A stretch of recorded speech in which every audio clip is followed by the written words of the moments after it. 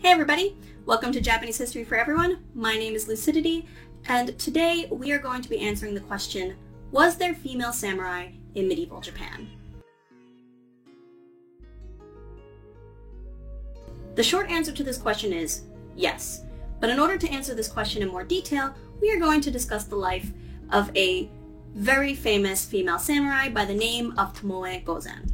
Tomoe Gozen is one of the most famous figures in not only Japanese history, but also in art and culture. There have been many kabuki and no plays written about her. There have been lots of different books and manga written about her. And there's also even been video games that have featured her. But the truth is, we don't know many details about her life. We know very little about her upbringing or her birth, and we know even less about how she died. In fact, everything we know about her comes from one particular source, and that is the Tale of Heike. And that's the source that we are going to be reading from today. There are many that have even argued that she doesn't exist, but here's what I think. I think that Tomoe Gozen was a real figure, but that many of the details of the events of her life have been fictionalized over time, as does many other stories in history. So while I can't say for certain that all the details about her life that we discussed today are in fact true, I can say that what's even more important is that her story continued to inspire the Japanese people from the moment that she died up until 1,000 years and more. And this is a pretty big deal. It means that the idea of a samurai woman was not very far-fetched, and that not only was it normalized, but it was celebrated for much of Japanese history. So let's get started. Tomoe Gozen lived during the late Heian period, during a conflict we discussed in the last video, known as the Genpei War.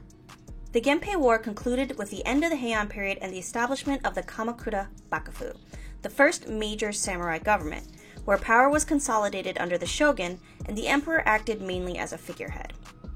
During this period, the title of samurai had become a hereditary social class at the top of the class system, which means it was passed down from parent to child, carried a degree of respect, and was associated with a different lifestyle than that of the peasants who made up the majority of the Japanese people.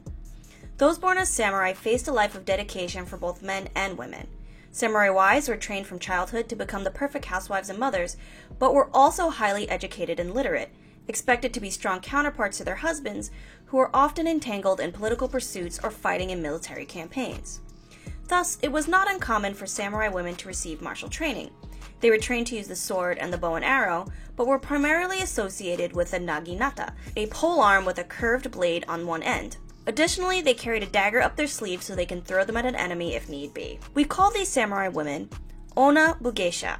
Onna Bugeisha were trained primarily for defensive purposes, in the event that they would need to protect themselves or their homes during an enemy attack. But Tomoe Gozen was what would be called the lesser-known term Onna Musha, because unlike most samurai women, she engaged in offensive battles as well. In addition, rather than using a naginata, she preferred to use a long sword or the bow and arrow. Her story truly begins when she comes into the service of a man you may remember named Minamoto no Yoshinaka. And if you don't remember, Yoshinaka was a brilliant general and a cousin of the heir to the Minamoto clan, Minamoto Yoritomo. Yoshinaka was flying high on a wave of victories when he decided to take the capital city of Kyoto on Yoritomo's behalf, but he quickly became cocky and arrogant, treating the people who worked under him very rudely, carrying himself with poor manners, and openly suggesting that perhaps he, not Yoritomo, should be the one to lead the Minamoto clan, enraging Yoritomo in the process. This is where the story begins. When Yoshinaka arrived in the capital, he brought with him two women, and one of those two women was Tomoe Gozen. Tomoe was of exceptional beauty. She had long hair and a fair complexion. As a fighter, she was said to have the strength of 1,000 men. She was skilled with the bow and arrow and the longsword, and was just as skilled on horseback, able to break even the most unruly of horses. Now, it's been theorized that Tomoe was not only a warrior, but one of his lovers, or wives, or even more likely, a concubine. Regardless, what is clear is that Yoshinaka had a lot of respect for her. He gave her the finest armor, the largest sword, the most powerful bow. In battle, he trusted her, often relying on her the same as he would any of his other leading commanders. Every time someone went head-to-head with her, they lost, and she came out victorious. For example, in 1181, at the Battle of Yokotagawara, Tomoe defeated and collected the heads of 7 warriors. In 1183, at the Battle of Tonamiyama, she led over 1,000 men on horseback to victory. This brings us to the year 1184. So if you remember, when Yoshinaka's behavior in the capital reaches Yoritomo, Yoritomo sends his brother, Yoshitsune, to strike him down. And that he does. After a long battle, Yoshitsune chases Yoshinaka from the capital, where he's forced to fight for his life. Tomoe was beside his side the entire time. As Yoshinaka was fleeing from the city, all but 6 of his men had been either killed or had fled. But Tomoe was one of those 6 still beside him. They moved west, hoping to rendezvous with Yoshinaka's foster brother and one of his closest friends, Imai Kanehira, who was with his own men trying to defend his position, but slowly was becoming outnumbered. Eventually, Imai headed east to look for Yoshinaka, and the 2 men met somewhere in the middle. These 2 men had a very close bond, so they share a touching moment, both exclaiming that they had expected to die, but wanted to see each other one last time, perhaps dying in battle together. Combining their forces, they decide to engage in one last fight, knowing they were outnumbered and would most likely die. At this point, Yoshinaka and Imai's men total about 300, and they're going up against a group of about 6,000. They put up a very good fight, taking out 100 men here, 50 men there, but are eventually overcome, and at this point, only 5 riders remain. And you guessed it, Tomoe Gozen was one of those 5 riders. Yoshinaka reaches a point where he knows the end is near, and it's in this moment he turns to Tomoe. He says, "Hurry now, you are a woman, go away.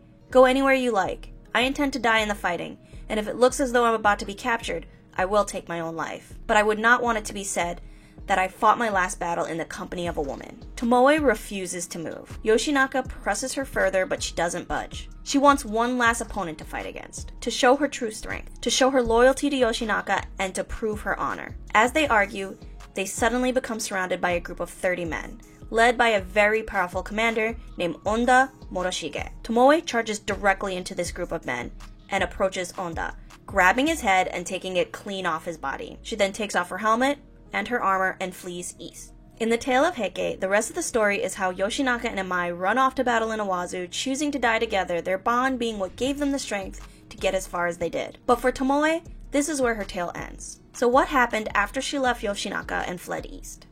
The truth is, no one really knows for sure. But there are many theories. Some say she fled into the hills, but was quickly surrounded and then committed seppuku. Others say that she returned to battle, killed the men who took Yoshinaka's life, stole back his severed head, and then walked out into the sea, his head in her hands, taking her own life so that she may serve him in the afterlife. But more interestingly, the Genpei Seisuki, an extended version of the tale of Heike, gives us the most elaborate story. In the Genpei Seisuki, Tomoe is ordered by Yoshinaka to go to his home province and tell of his final battle in hopes of it becoming a well-remembered legend. However, as soon as she leaves the field, she's attacked by an enemy soldier named Wada Yoshimori. After a drawn-out battle that includes missing swords and a tree trunk, Tomoe is overpowered and forced to become Wada's concubine. She then bears him a son, the legendary samurai Asahina Saburo Yoshihide. Yoshihide is then killed in 1213 when the Hojo family destroys the Wada family. After this, Tomoe is said to have become a nun and lived to the ripe old age of 91. They say that she spent the last 3 years reciting sutras on the behalf of Yoshinaka's soul. So what did we learn today?